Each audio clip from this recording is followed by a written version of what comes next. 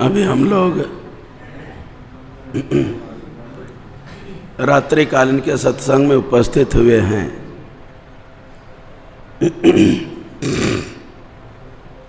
आप कई एक संत वाणी को श्रवण किए।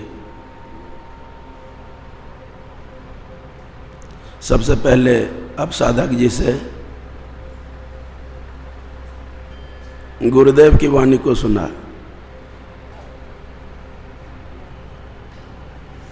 चलो चलो चलो भाई, धरो गुरु पद धाई, हो भाई दृढ़ अनुरागी, भ्रम त्यागी हो भाई। मतलब क्या हुआ? सदगुरुदेव एक ही बार चलो शब्द नहीं बोले, एक ही बार चलो शब्द नहीं बोले। कई बार बोले? चलो चलो चलो। और भी इससे ज्यादा बोला जाएगा? का मतलब चलने के लिए कहा। किधर? चलो चलो चलो भाई, धरो गुरु पद धाई। का मतलब क्या होता है? धाई का मतलब जल्दबाजी, दौड़ करके। यदि ग्रहण करना चाहते हो, पकड़ना चाहते हो, तो अन्यों का चरण मत पकड़ो, बशर्ते सदगुरुदेव के चरण को पकड़ो। और जिनको सदगुरु के चरण से प्रेम हो गया, नेह हो गया, लगन लग गई, जिनको सदगुरु के चरण से लगन लग गई, और कहीं लगन लगाने का जरूरत नहीं है। और भी आगे कहा, हो भाई दृढ़, दृढ़ता के साथ, अनुरागी मतलब प्रेमी, भ्रम त्यागी हो भाई। इसमें कोई संशय मत करो कि सदगुरु के चरण पकड़ लेंगे तो मेरा कुछ और भी गड़बड़ हो सकता है। इसमें कोई संशय या शंका नहीं है। अन्य संतों की वाणी में पाते हैं, जो गुरु कृपा करे तो कोटिक पाप कटे क्षण पल में। और जो आगे आगे आपने सदगुरुदेव की वाणी को सुना, तन सुख, मन सुख, इंद्रिय सुख, यह क्या है? महादुख। इसलिए त्यागी दे विषय दुखदाई, भ्रम खाइयो भाई। यही है ना? त्यागी दे विषय दुखदाई, भ्रम खाइयो भाई। ये जो तन सुख, मन सुख, इंद्रिय का सुख है ना, महा दुख देने वाला है। इस विषय सुख को त्यागने के लिए कहा है। लेकिन अफसोस, विषय सुख कैसा सुख है या विषय क्या चीज है, शायद किसी को इसके संबंध में ज्ञान है। हम विषय को या विषय में उसी तरह से रत हैं, विषय को हम उसी तरह से अपना जान मान लिया है जिस तरह से पानी जल को। यदि पानी से मछली को निकाल दो तब क्या करने लगता है? छटपट। किसके लिए? पानी के लिए। इसी तरह से सदगुरुदेव ने कहा विषय को छोड़ो, लेकिन विषय जब छूटने लग जाता है ना, आपको सुख लगता है कि शांति लगने लग जाता है? दुख लगता है कि सुख लगता है? दुख लगता है। बोलिए श्री सदगुरु। और विषय में लोग इस तरह से रत हैं कि खुद उसको पहचान नहीं है। आइए, बाबा ने बोला कि किस्सा सुनाइए, कि प्रसंग सुनाइए। ये सुंदर सा प्रसंग आपको हम सुनाते हैं। खुद आपको अपनी पहचान नहीं कि हम कहां और किस तरह समय बिता रहे हैं। कोई एक आपके जैसा सेठ महाराजा आदमी था, अपने एक संत को आने के लिए आमंत्रण किया। दिन समय निश्चित था, दिन के अपराह्न 3 बजे में आना है। ठीक, महात्मा जी के आगमन पर राजा साहब अपने घर बार की, हवेली की खूब बढ़िया से साफ सफाई किया।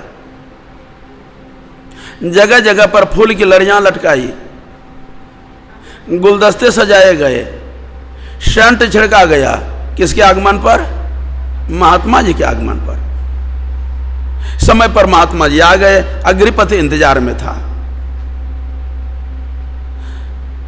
अगवानी करके महात्मा जी को हवेली में लिए जाने लगे। महात्मा जी जैसे ही चौखट के पार पहला कदम रखता है, पुनः दूसरा कदम आगे नहीं बढ़ाया, बल्कि उस पहले कदम को भी पीछे खींच लिया। और महात्मा जी ने कहा, राजा साहब, हम आपके घर नहीं जा सकते। झट प्रश्न हुआ, क्यों नहीं? क्यों नहीं जा सकते? आपके आगमन पर इतनी इतनी ऐसी व्यवस्था, अच्छी तरह से घर बार की सफाई किया गया है, जगह जगह पर फूल की लड़ियां लटकाई गई है, गुलदस्ते सजाए गए हैं, सेंट छिड़का गया है। आप कहते हैं नहीं जाएंगे। आखिर क्यों? महात्मा जी ने कहा, आपके घर से बदबू आ रही है। बोलिए श्री सद्गुरु। बदबू आ रही है। कारण इस बदबू को हम सहन नहीं कर सक रहे हैं, इसलिए हम अंदर नहीं जाएंगे। महात्मा जी को कहा, बाबा, आपके आगमन पर इतनी अच्छी व्यवस्था, सेंट छिड़का गया, सुगंध आ रहा है, आप कहते हैं बदबू, दुर्गंध। आखिरकार में महात्मा जी अंदर नहीं गए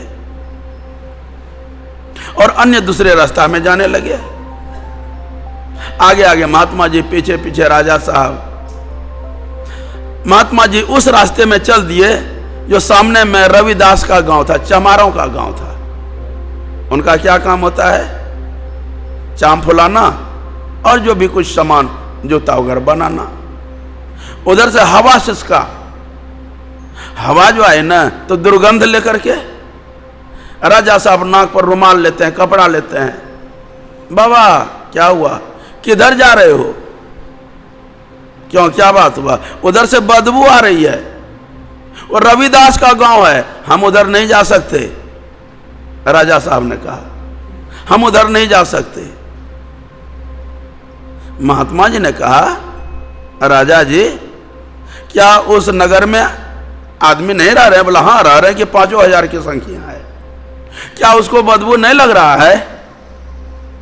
राजा साहब ने क्या कहा, बदबू उनको भी लग रहा है, लेकिन उस बदबू में वे अभ्यस्त हो चुके हैं। बोलिए श्री सद्गुरु। वे उस बदबू में अभ्यस्त हो चुके हैं, कारण उसको महसूस नहीं हो रहा है। तब राजा साहब को महात्मा जी ने कहा, राजा साहब, इसी तरह से हमने जो कहा आपके हवेली से बदबू आ रही है, वह बदबू जिसमें आप अभ्यस्त हो चुके हो, आपको पता नहीं चल रहा है। वह बदबू क्या है? तो हर एक संसारिक को देखो, वे क्या सुख चाहता है? तन सुख, मान सुख, इंद्रिय सुख। घर घर में व्यवस्था है। किस सुख के लिए? आत्मा सुख के लिए। बड़ा बड़ा टीवी, बड़ा बड़ा मोबाइल, बड़ी बड़ी व्यवस्था। किस लिए? शरीर सुख के लिए, विषय सुख के लिए। कहा कि आप उस विषय में इस तरह से अभ्यस्त हो चुके हैं कि आपको पता नहीं चला। पता तो हमको चल रहा है। वह बदबू है काम का, क्रोध का, लोभ का, अहंकार का, मद और मात्सर्य का। अक्सर लोग ऐसे बदबू में जी रहे हैं जो कुछ को खुद पता। इसी को गोस्वामी तुलसीदास जी ने बताया कि जा विषया संतन तजी मूढ़ता ही लपतात, अजानर डारद बमन करे स्वान स्वाद सो खात। अर्थ क्या हुआ? अर्थ, जिस तरह से आप कहीं मेहमानी में गए हैं, आपका बहुत सम्मान किया है, बहुत कीमती भोजन 500 रुपये प्लेट का भोजन कराया है, खा लिए अजीर्ण हो गया, यानी कि प्रकार किसी तरह से उल्टी भी हो गया। अब क्या कीजिएगा? कीमतीदार भोजन है, गृहपति नाराज हो गया, आपकी हमने क्या सेवा किया और आपने उल्टी कर दिया। और यदि पुनः आपको कुछ आगे कहे स्वीकार करने के लिए, बाबा ये बोलने वाली बात नहीं है, आप उधर नजर भी नहीं देते। लेकिन जानो, यदि वही आपकी उल्टी कुत्ता को मिल जाता है तब वे क्या करते हैं, बड़े चाव से भाग्य जग गया। बोलिए श्री सद्गुरु। वे कुत्ता बड़े चाव से चाट चाट करके समाप्त कर देता है। मतलब जिस विषय सुख को संत महात्मागण बमन कर दिए हैं, संसारी विषयी लोग बड़े प्रेम से सत के समान चाट चाट करके, सदगुरुदेव ने इसी बात को बताया, त्यागी दे विषय दुखदाई भ्रम खाई हो भाई। और आगे क्या है कह सकते हैं, हाँ, भजू भाई गुरु गुरु और गुरु रूप ध्यान धरु। और बताइए, सन्मुख बिंदु निरेखो तब तब सुख देखो रे भाई। बोलिए श्री सद्गुरु। इसको समझाने की बात नहीं है, ये समझाने की बात है, आप खुद समझ गए। यदि कोई सन्मुख में देखे तो विषय सुख में जो आपको आनंद नहीं मिल रहा है, विषय का सुख क्या सुख है जानते हैं? ये जो बीता होली का समय, होली आप लोग मनाए ना, होली को आनंदोत्सव मनाए कहा जाता है, आनंद का उत्सव है। लेकिन उस आनंद का उत्सव कौन कैसे मनाते हैं शायद आपको पता है।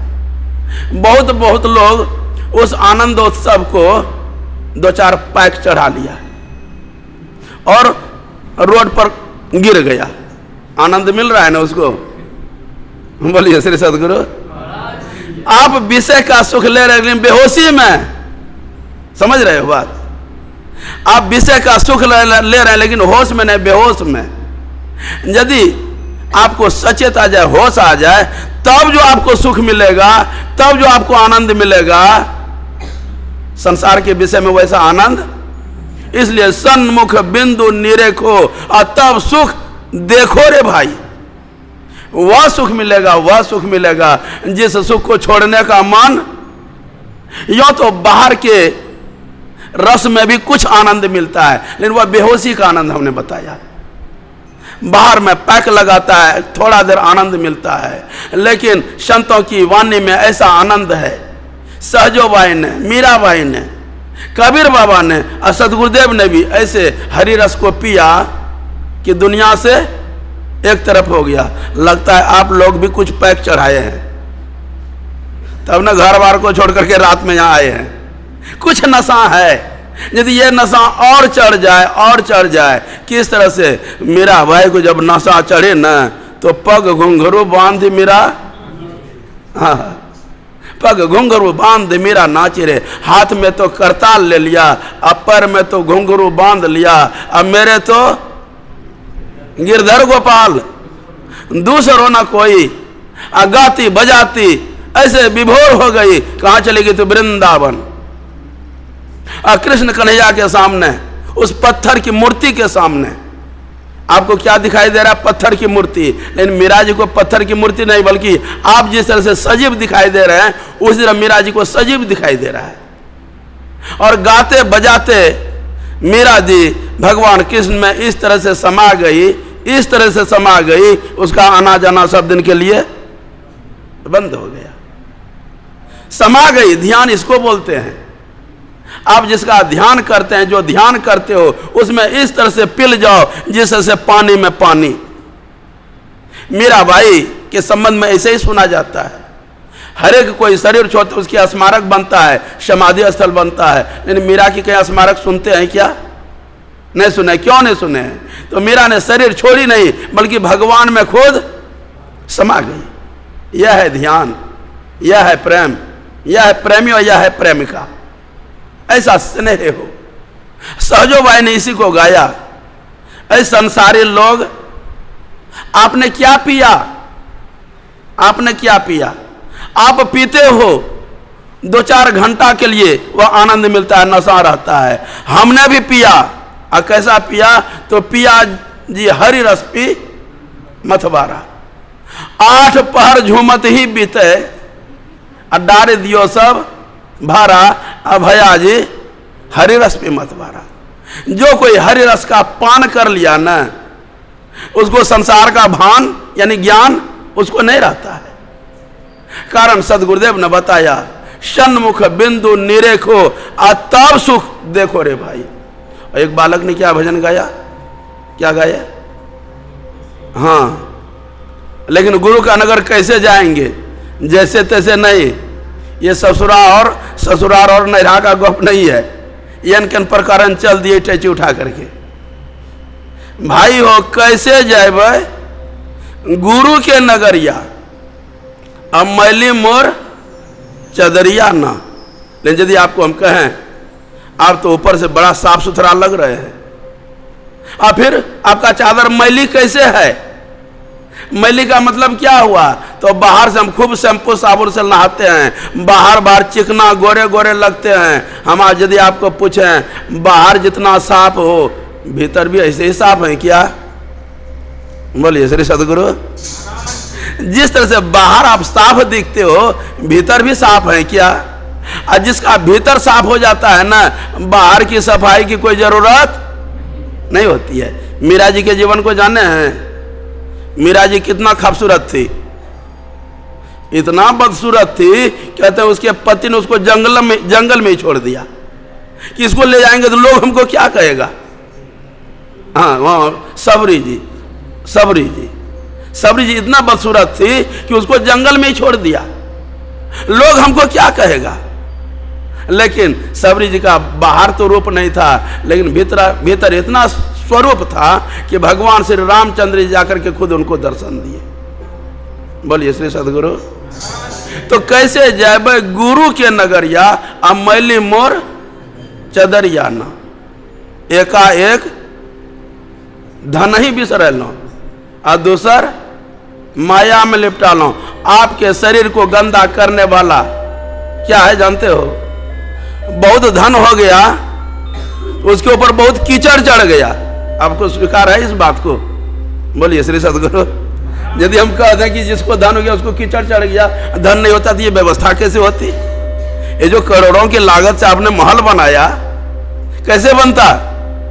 हाँ, तो धन चाहिए लेकिन सिर्फ धन नहीं चाहिए। धन चाहिए लेकिन सिर्फ धन नहीं चाहिए। और धन क्या है? धन अच्छा भी है यदि आप सदुपयोग कर सको। लेकिन धन पा करके यदि कोई धनवान आदमी के अंदर में भक्ति की भावना है तो सोना पर सुहागा है। लेकिन सुक्ति कण में ऐसा आया है कि धनवानों के हृदय में भक्ति भजन का कभी जागृति। यहाँ जो घड़ी है ये घड़ी के मिला हुआ फिर से तो उसको क्या यहाँ टंग दिए, हम उसी को देख रहे हैं, इधर घंटी बज गया। अच्छा चलो कोई बात नहीं। हम कह रहे थे हाँ इसको मिला दीजिए, रात्रिकाल का सत्संग अभी इतना ही रहने दीजिए। बोलिए श्री सदगुरु महाराज की जय। हमारा गला वहाँ ठीक था, आपके यहाँ पानी पिए ना गला बंद हो गया है, समझ लीजिए।